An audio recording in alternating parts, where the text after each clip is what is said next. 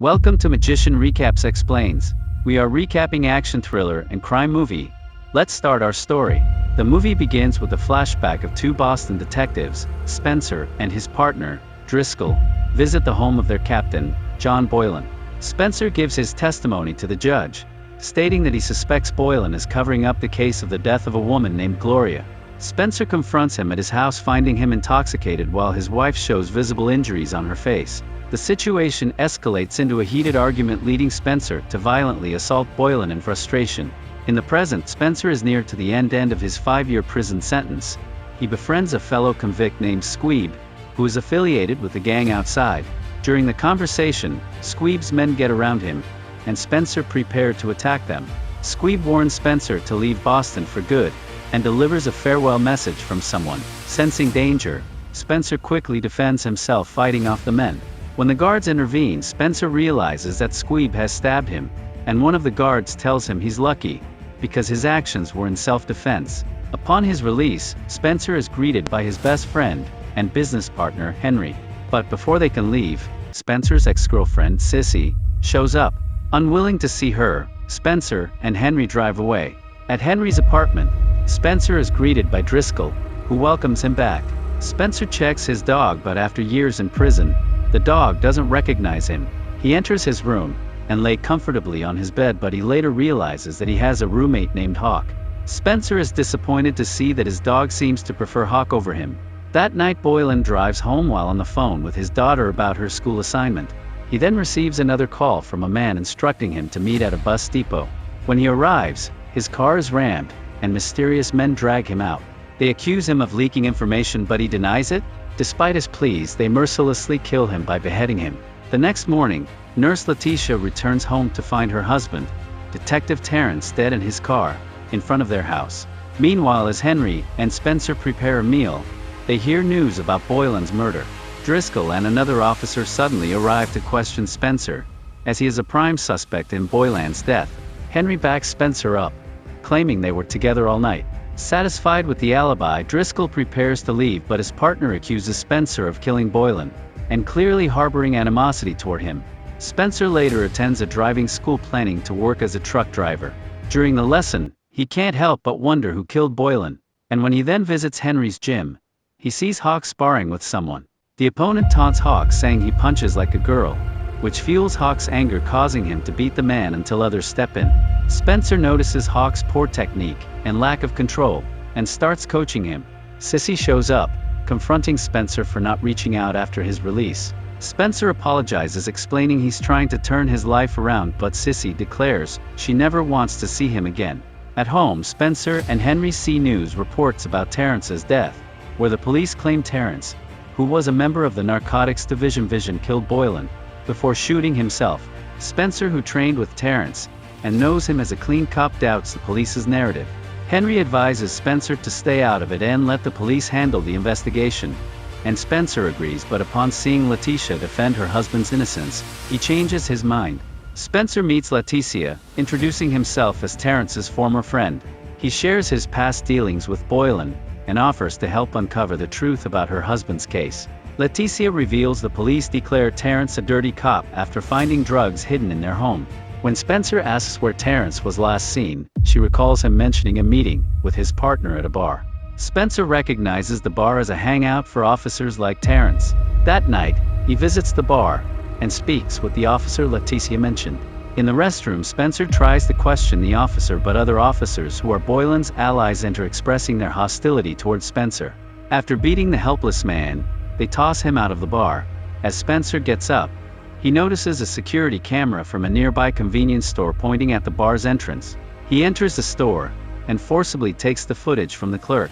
And with Hawk's help, Spencer reviews the footage and sees Terrence leaving the bar and entering a yellow car.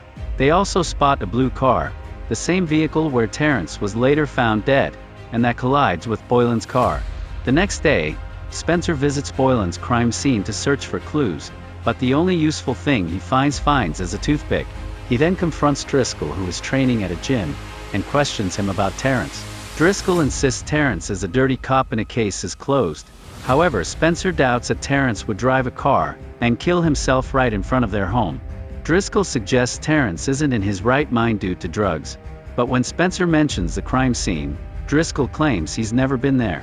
Spencer becomes suspicious since he finds a toothpick at the scene, knowing Driscoll always has one in his mouth. One day, while dining at a restaurant with Hawk, Spencer sees Sissy with another man. In the restroom, Sissy follows him, and they make love in a spectacular way. After leaving, Spencer spots the yellow car from the CCTV footage, and chases it. But while pursuing the car, Spencer jumps a fence only to be attacked by a loose dog. The dog's owner later calls it off, and Spencer, injured, returns to the gym to find Hawk. Hawk reveals he memorized the car's plate number but couldn't tell Spencer earlier because he ran off. Spencer visits an old friend to check the car's plate number, and learns the identity of the owner, a man named Charlie. The three stalk out Charlie as he gets a massage, and Spencer explains past events. Gloria is an activist opposing gentrification in the city, and Charlie has been hired to harass and intimidate her. The harassment escalated until it reached the point where Charlie mercilessly killed and hung Gloria's cat in his home. Spencer recalls receiving a call about a suspicious vehicle days later, which led to Gloria's body being found. As the days went by, Spencer found out that the department was covering up Gloria's case, so he confronted Boylan, only to be promptly dismissed. Spencer knew he should have let it go, but he firmly believed that Boylan was hiding something. A reporter showed him security footage of Gloria's murder, where a gang of men beat her, yet the authorities hadn't taken any action regarding the evidence. Armed with the evidence, Spencer and Driscoll went to Boylan to question him. Spencer told him that he had found the evidence, but he feigned ignorance, and tried to force him to leave. As Spencer's frustration with him built up, he couldn't hold back any longer, and relentlessly punched his captain. Hearing all of this, Hawk walks up to Charlie's car, punctures all the tires, and then draws a cat's face on the door. The following day, Spencer trails Charlie, and notices two FBI agents keeping an eye on him as well. Charlie enters an alley with a bag, and soon after, a cop Spencer clashes with, Macklin, leaves with the same bag. Spencer approaches the FBI agents, and they recognize him as the man Boylan sent to prison. They give him a card urging him to share any information related to the case. Spencer then goes to see Squeeb in jail to demand answers, but Squeeb refuses to provide any. And because of this, Spencer video calls Henry to show Squeeb that his wife is currently on a date with Hawk. Spencer tells Squeeb that he needs to hurry because they've already had 4 bottles, so Squeeb agrees, and orders Hawk to leave his wife alone. Spencer complies with Squeeb's request, and the man reveals that all the answers he seeks are at a place called Wonderland.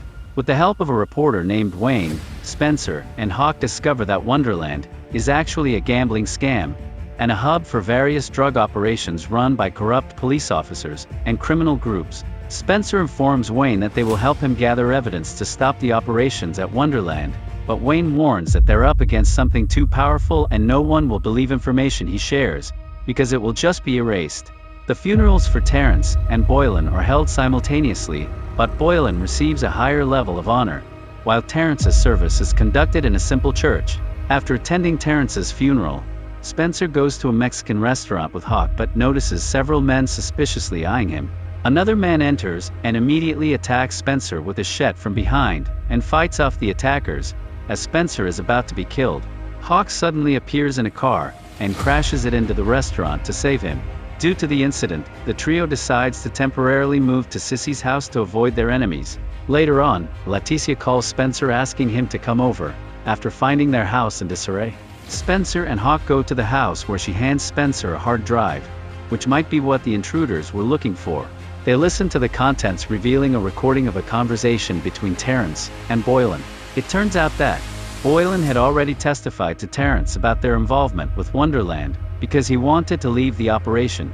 He admits to Terrence that the Trinitarius, the gang, work for Charlie, while Charlie works for Macklin, and they all work for Driscoll.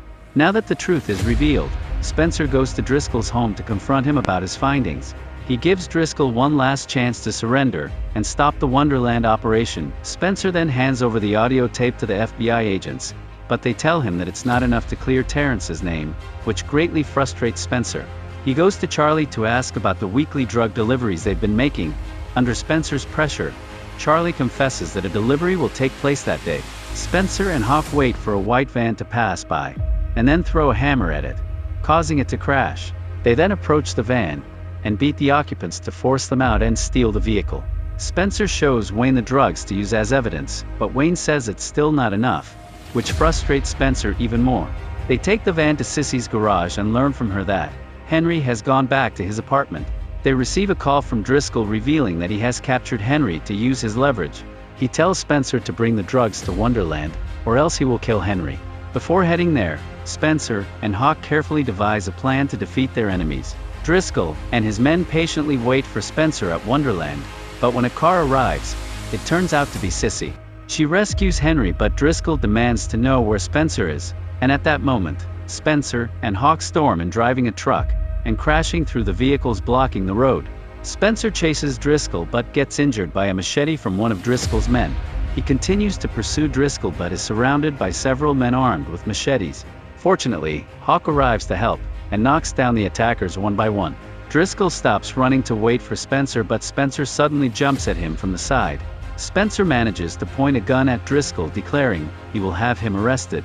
But he decides to teach him a lesson first.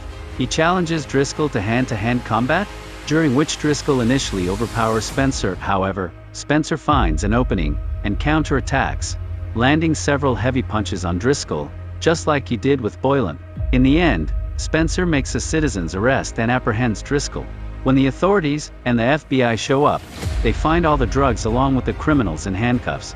The news reports the arrest of everyone involved, and the Wonderland casino is also shut down.